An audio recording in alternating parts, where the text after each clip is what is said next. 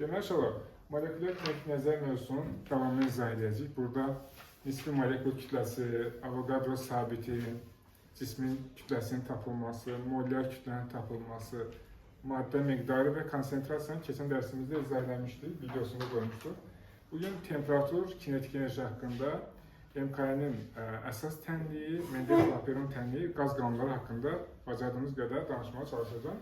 Demək, birinci temperaturdan başlayaq. Temperatur cisimlərin qızma dərəcəsini müəyyən edən kəmiyyətdir. Biz hər hansı bir əşya əlimizi vururuq, deyirik ki, bunun temperaturu çoxdur, istidir və başqa bir cisim əlimizi vururuq, deyirik ki, bu soyuqdur. Yəni, cismin isti-soyuq olduğunu izah etmək üçün temperatur anlayışından istifadə olunur. Həmçinin temperatura deyirik kinetik enerjinin ölçüsü. Bildiyimiz kimi, bütün maddələr atom molekullardan ibarətdir. Bunlar daim xaotik hərəkət edir və onlar arasında qarşılıqlı təsir qüvvələri mövcuddur. Temperatur cismin qızma dərəcəsini müəyyən edən kəmiyyətdir. Temperatur cismin və təşkil olunduğu molekulların kinetik enerjisinin ölçüsüdür. Biz molekulların arxasınca düşüb onların kütləsini, əlimizdə spidometri götürüb molekula bağlayıb onun sürətini ölçə bilmərik. Biz nəyi ölçə bilərik? Qazın temperaturunu ölçə bilərik. Temperatura əsasən onun kinetik enerjisini ölçə bilərik. Deməli, temperatur termometrlə ölçülür uşaqlar. Termometr. Müxtəlif termometr nömrələri, şkalaları var. Məsələn, Celsi şkalası, Celsi, sonra Kelvin şkalası və Fahrenheit.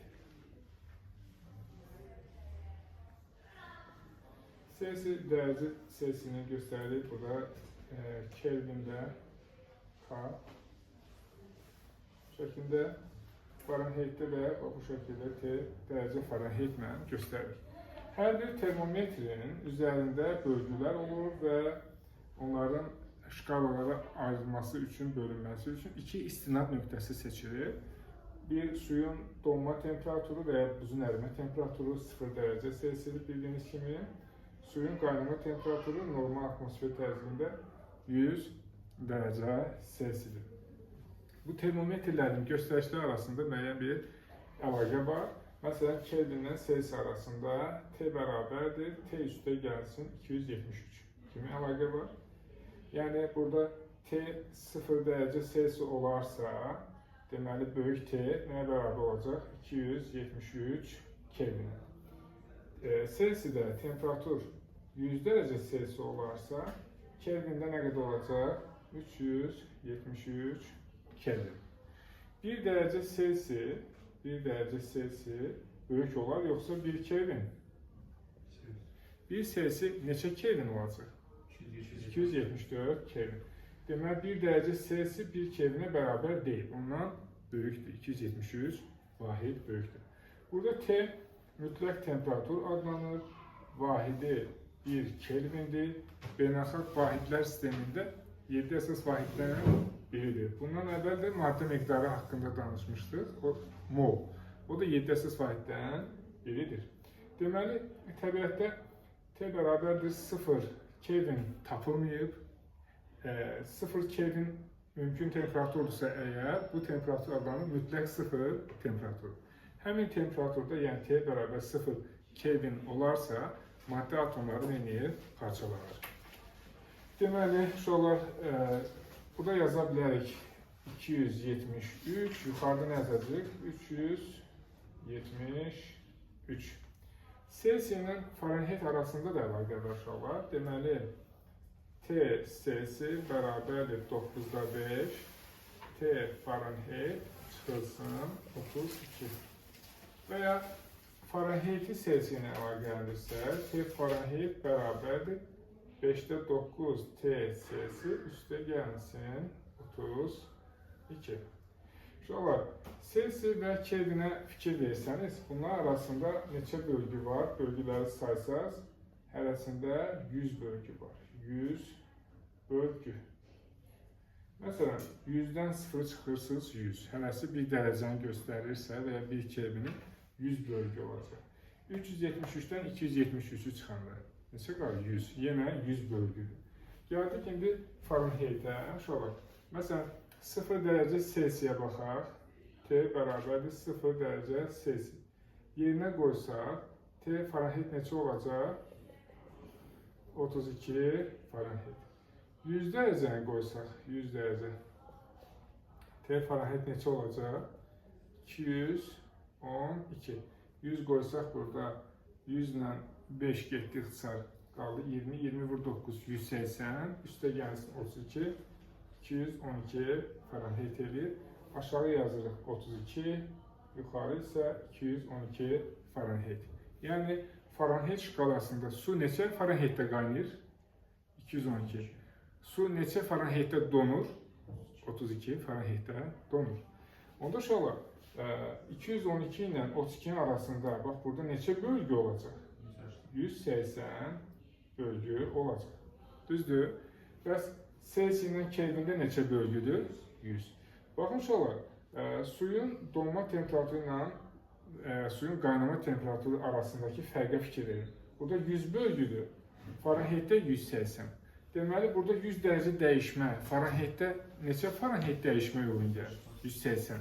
Onda yaza bilərik ki, delta T bərabərdir, delta T Selsi ilə Kelvində dəyişmə bərabərdir. Delta T Fahrenheit isə, bunların hər birindən neçə dəfə çoxdur? 1,8 dəfə çox olur. Məsələn, delta T 10 dərəcədirsə, onda Fahrenheitdə nə qədər dəyişib? 18 dərəcə Fahrenheit dəyişmiş olur.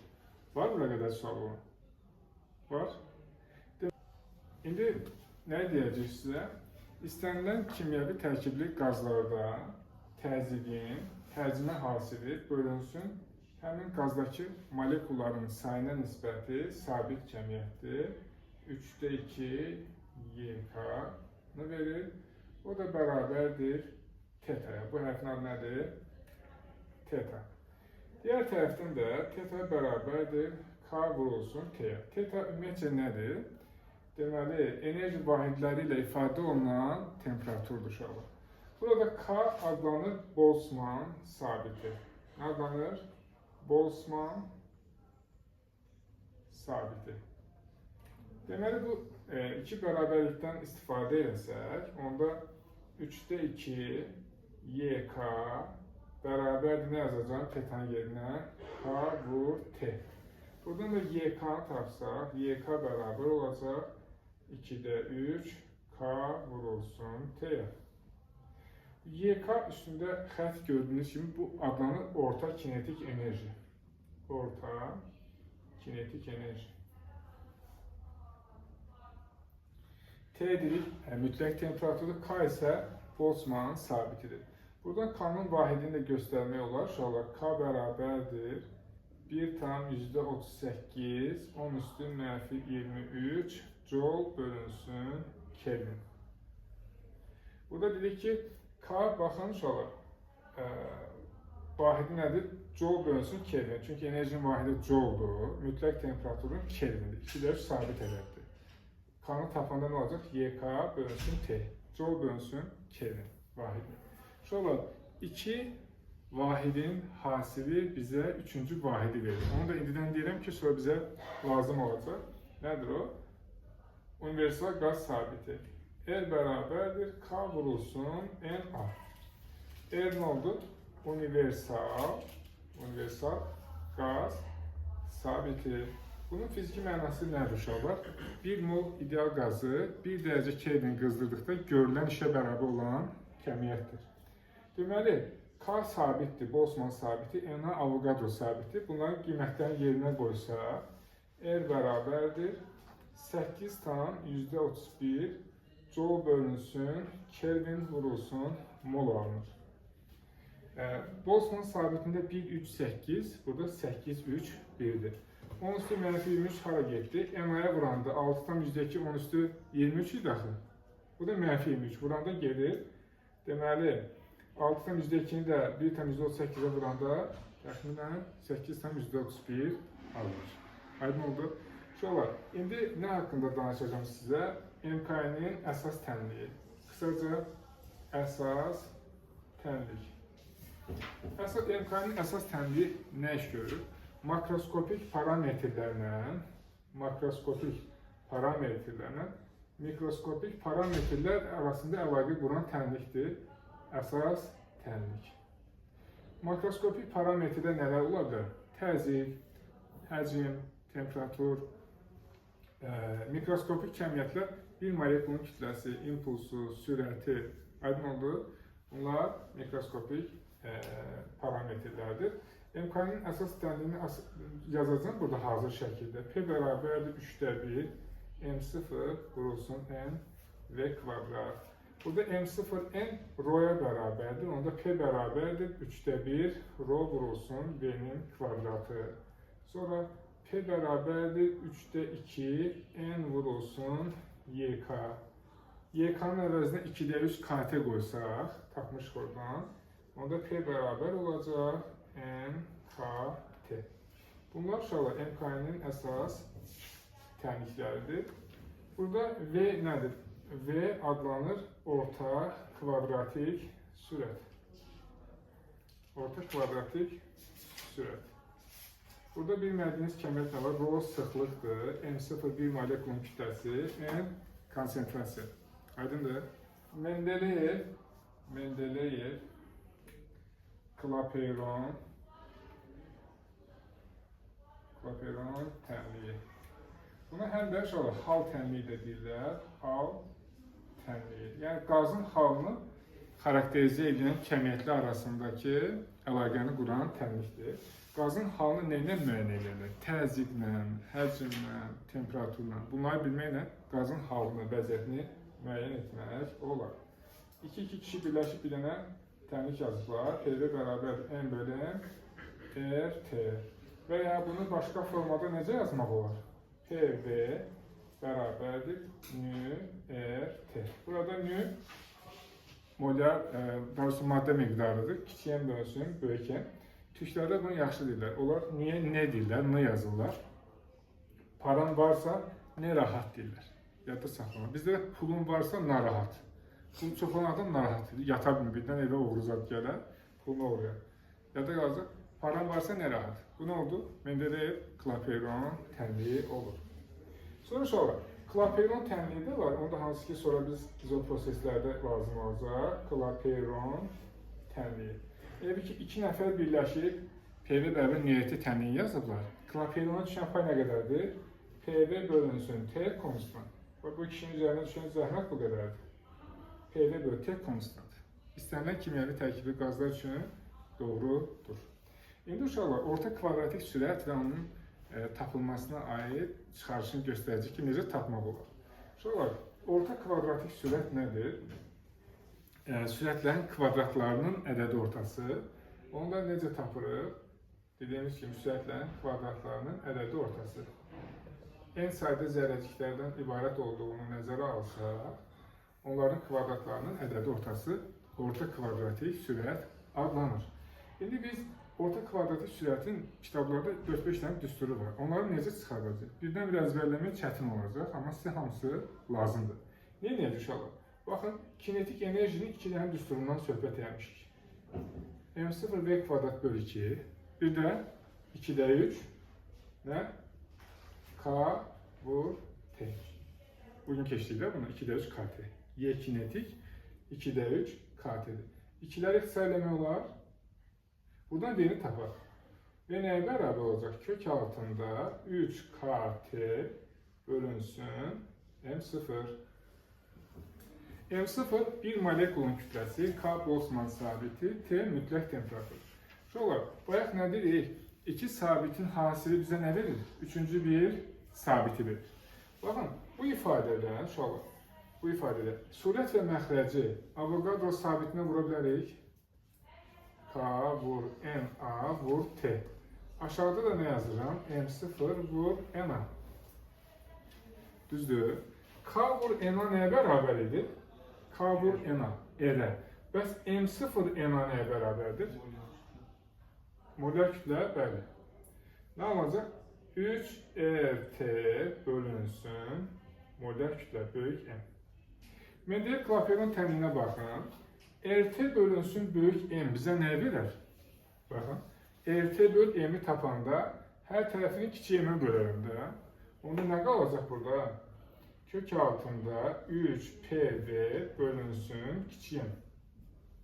Uşaqlar, m böl v bizə nə verir? Kütlə böl həcm, sıxlıq. Bəs həcm böl kütlə nə olacaq? 1 böl rho olacaq da. Onda nə alınacaq? Kök altında 3p bölünsün rho. Aydındır İnci xanım? Dəqiq. Baxın, m böl v. V-ni aşağı sala bilərsən. 3p böl rho alınacaq. Burası aydındır. Və salam. Bu da sizə orta kvadratik sürətin düsturları. Demək olar, orta kvadratik sürət temperaturdan necə asılıdır? Kök altda düz. Molar kütlədən əgər temperatur sabitsə kök altındadır, amma tərs asılıdır, deyil mi? T konstant. Bəs P sabit olsa V-dən necə asılı olar? P sabit olsa V-dən kök altda düz. V sabit olsa P-dən eyni şəkildə kök altında düz asılı olur. Millət, indi nə deyəcək? İzoproseslər deyəcəm. İzoproseslər. İzos eyni, bərabər deməkdir. Uşaqlar, burada nədən istifadə edəcək? Baxın, PV böl T konstant. Bu nə adlanırdı? Bu tənlik Klapeyron tənliyi. İzoproses nədir? Bu üç fiziki kəmiyyətdən birinin sabit qalması ilə digər ikisi arasında baş verən proseslər izoproseslərdir. Burada neçə dənə kəmiyyət görürsünüz? 3 dənə. Hansılar adlarını deyin? Temperatur, təzyiq, həcm. Bunlardan biri sabit qalmaqla digər ikisi arasında baş verən proseslərdir. Birinci, izotermikdən başlayaq. İzotermik proses. İzotermik proses Boyle-Mariotte qanunu ilə müəyyən olunur. Boyle-Mariotte qanunu. Burada izotermikdə nə sabitdir? Temperatur sabitdir uşaqlar. Yazıram aşağıdan. T konstant. Bir də M konstant. Kütlə sabitdir. Yerdə nə qaldı? P vur V konstant. Onda P V'dən necə asılıdır? P bərabərdir. Konstant bölünsün V. Deməli, sabit temperaturda təzyiq həcmdən tərs asılıdır. Həcmi 5 dəfə artırsaq, təzyiq necə dəyişər? 5 dəfə azalar. Deməli, P-nin V-dən asılıq qrafiki necə olacaq? Hiperbola, tərs mütənasib. Bu əyriyə deyirlər izoterim. İzoterim elə əyridir ki, onun üzərindəki bütün nöqtələrdə temperaturlar bərabərdir. Aydın oldu? Temperaturları bərabər olan nöqtələri birləşdirən bu əyri xətt izoterim adlanır. Temperatur nə qədər böyük olsa, Ayxan bəy, bu qrafik daha yuxarıdan keçir. Bəs sonra, P-T'dən necə asılıdır bəs? Təzyiq temperaturdan necə asılıdır? Asılı deyil, deməli T sabitdir. Bəs həcm temperaturdan necə asılı olar? İzotermikdir.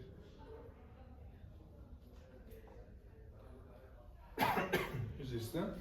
Deməli uşaqlar, təzyiqi dəyişsəz həcm dəyişər. Həcmi dəyişsəz təzyiq dəyişər. İzotermik prosesdirsə, burada temperatur dəyişmir. Aydın oldu?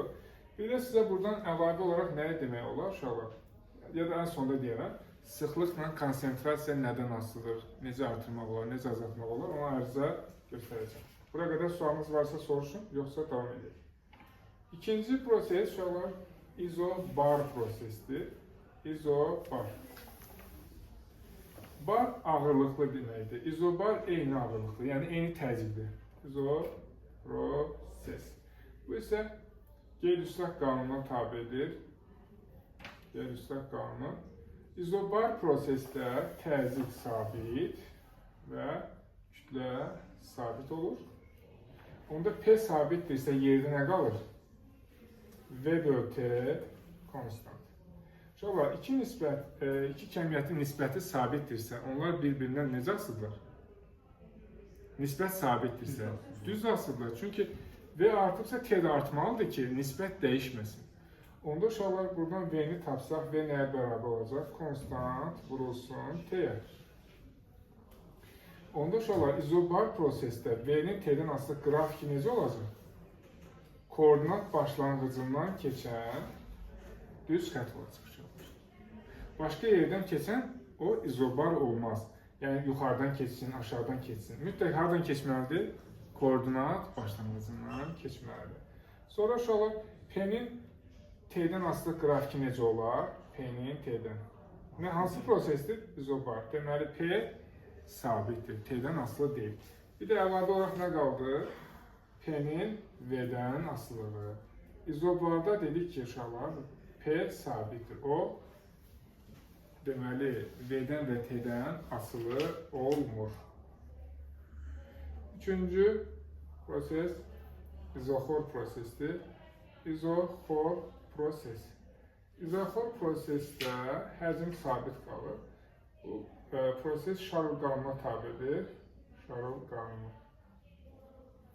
Burada V sabit, yəni həcm sabit, kütlə sabit olur.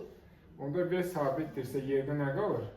P bölü T konstant, sabit. Onda P nəyə bərabər olacaq? Konstant vurulsun T-yə. Yəni təzyiq temperaturdan necə asılıdır? Düz asılıdır. Hansı prosesdə? İzoxor prosesdə. Onun da qrafiki hardan keçir? Koordinat başlanğıcından mütləq. Başqa yerdən keçirsə, o izoxor olmayacaq uşaqlar.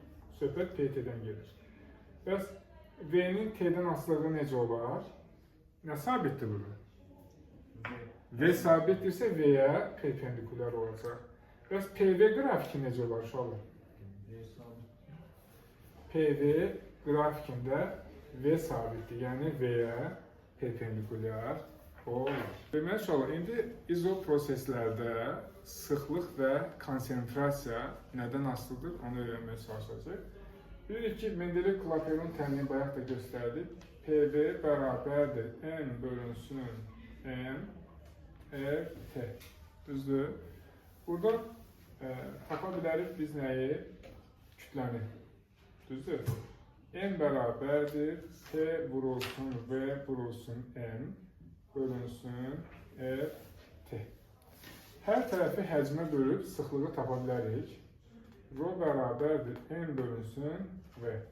O da bərabərdir P vur M bölünsün RT. Sıxlığın düsturundan görürük ki, onsuz da molar kütlə sabitdir, verilmiş qaz üçün R sabitdir. Sıxlıq iki şeydən asılı olacaq. Nədən?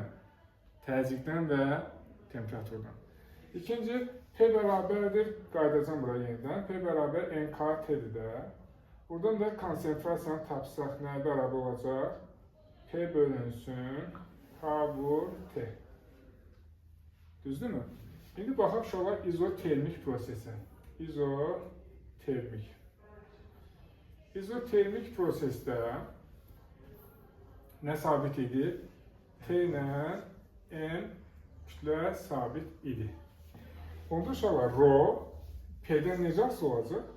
Düz. Bəs T sabitdirsə konsentrasiyada təzyiqdən necə asılı olacaq? Düz asılı olacaq. Bunların qrafiki necə olur? Deməli, Rho ilə N P-dən düz asılı olacaq. Düzdürmü? İndi baxaq izobar prosesə. İzobar. İzobar prosesdə nə sabitdir? Təzyiqlə kütlə. Təzyiqlə kütlə. İndi təzyiq sabitdir, molar kütlə sabit, R sabitdir. Rho T-dən necə asılıdır?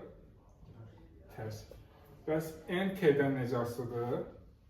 Bu da tərs asılı olur. Deməli, bunların qrafiki Rho və N T-dən necə asılıdır? Tərs asılı. Gəldik üçüncü izoxora. İzoxor. İzoxor prosesdə, o zaman ayrım bilgindən, izoxor prosesdə həcm sabit, kütlə sabitdir. Onda sıxlıq Rho bərabərdir M böl V-dir də uşaqlar. M sabit, V sabitdirsə, deməli sıxlıq dəyişməz. N bərabərdir P böl KT-dir. P böl KT. İzoxorda P ilə T düz asılıdır. Onda nisbət sabit qalır. Yəni, Rho ilə N təzyiqdən və temperaturdan asılı olmur. Yəni sabit qalır. Uşaqlar, izoproseslərdə fikir verdinizsə, bayaq göstərdi ki, kütlə dəyişmirdi. Amma hər hansı istilik prosesində kütlə dəyişə bilər. Onda kütlənin dəyişməsini biz buraya yazılan kütlə dəyişməsi. Kütlənin dəyişməsinin hansı düstur əsasını təyin edərik? N bərabərdir PVM bölünsün RT. Bu ilə bağlı nə tip suallar düşür uşaqlar? Məsələn, şərtdə deyir ki, P sabitdir. Qrafik verilib. Qrafikdən görürsünüz ki, T də sabitdir. Onda təzyiq sabit, T sabitdirsə, həcmi, məsəl üçün, 2 dəfə artırmaq istəyirəmsə, kütləni necə dəyişməliyəm? 2 dəfə artırmaq. Niyə? Çünki bir-birindən düz asılıdırlar. Bir də uşaqlar, qərarlaşmış təzyiqin tapılması ilə bağlı da bir düstur yazacağım. Qərarlaşmış təzyiq. P iştirir. Deyək ki, 2 dənə qabdır. İçərisində eyni tərkibli qaz var. Sadəcə həcm və təzyiqlər fərqlidir. P1 olsun burada, həcm V1. Təzyiq P2, həcm V2 olsun. Temperatur sabit, T konstant və molyar kütlələri eynidir bunlar. Eyni növ qazdır. Kranı açandan sonra qazlar bir-birinə qarışacaq və yekun təzyiq hazır düsturunu göstərəcəm sizə. Məsələləri çıxarsın deyirəm. P1 V1 üstə gəl P2 V2 bölünsün V1 üstə gəlinsin V2 düsturu ilə tapılacaq. Beləcə mövzunun sonuna çatdıq.